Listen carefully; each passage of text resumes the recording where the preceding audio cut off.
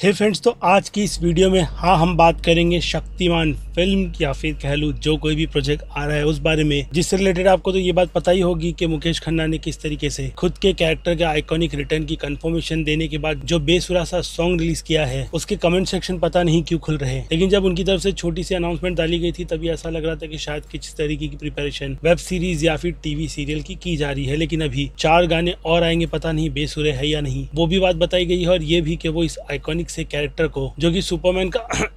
लेकिन उससे जो कहते हैं ना कि नॉस्टैल्जिया लोगों का जुड़ा हुआ है, जिसमें मैं उतना भी ज्यादा शामिल नहीं हूँ क्योंकि मैंने शक्तिमान को शुरुआती दिनों में जब देखा था उसके पहले मैंने सुपरमैन और बैटमैन जैसे काफी आइकॉनिक कैरेक्टर्स रट रखे थे, इसलिए शक्तिमान तो मेरे लिए उतना ज्यादा हिट नहीं करता। उसके बाद सॉरी शक्तिमान जैसी कुछ चीजें भी चली थी, तो उसी राह पर चलते हुए शक्तिमान यानी कि मुकेश खन्ना जो इंटरव्यू देते वक्त पूरी तरीके से शक्तिमान के मूड में चले गए थे, यही बता रहे थे कि वो उस सीरीज को फिर से शुरू करने के मूड में है आज की जनरेशन को ध्यान में रखकर। लेकिन अगर उस पर वो प्रिपरेशन ऐसी ही बेसुरे गाने से काफी गंदा सा सीजी यूज कर पहले की तरह देंगे तो माफ कीजिएगा, इससे ज्यादातर तो ऑडियंस बिल्कुल भी कनेक्ट नहीं होने वाली। और ऊपर से आप जो प्रोड्यूसर बने बैठे हो फिल्म को लेकर, वही सोनी के साथ डील कर तो उसमें रणवीर सिंह अच्छे पर्सन नहीं है, क्योंकि एक्टर तो आपको काफी ज्यादा कमाल के लगते हैं लेकिन उनकी छवि काफी ज्यादा दागदार है, आप दूध के धुले हो। ये बातें बहुत ही ज्यादा बेकार लगती है, क्योंकि कभी भी किसी भी पर्सन को अगर आप फिल्म इंडस्ट्री में हो तो मुझे लगता है कि एक्टिंग के बलबूते पर ही एक्सेप्ट करना चाहिए, जिसमें नो डाउट रणवीर सिंह अपना काम कैसे किया जाता है वो जानते हैं। लेकिन दूसरी तरफ शक्तिमान ये चाहते हैं कि इस रोल को कोई भी न्यू कमर आकर के कर ले,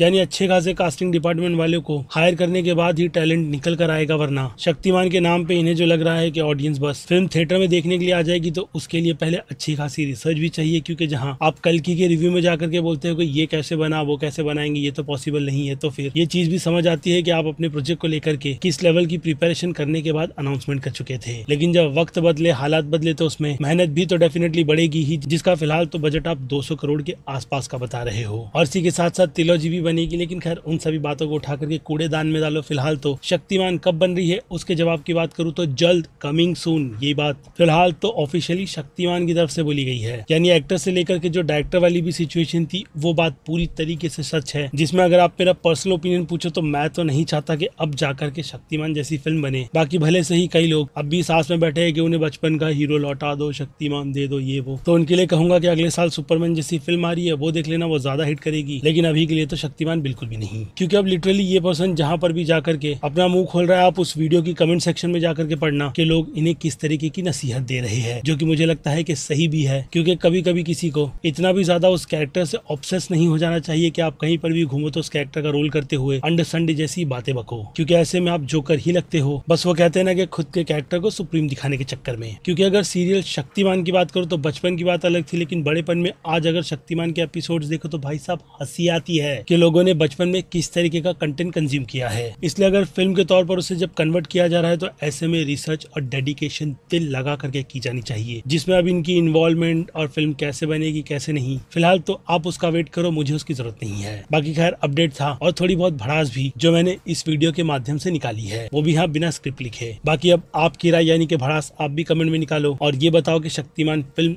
जो बनेगी भी या नहीं, उससे रिलेटेड आपके विचार विमर्श क्या है। बाकी फिर क्या, मैं हूं Aziz, movie stock show channel like share subscribe भूलना मत। मिलूंगा जल्दी दूसरी किसी वीडियो में। Till then bye.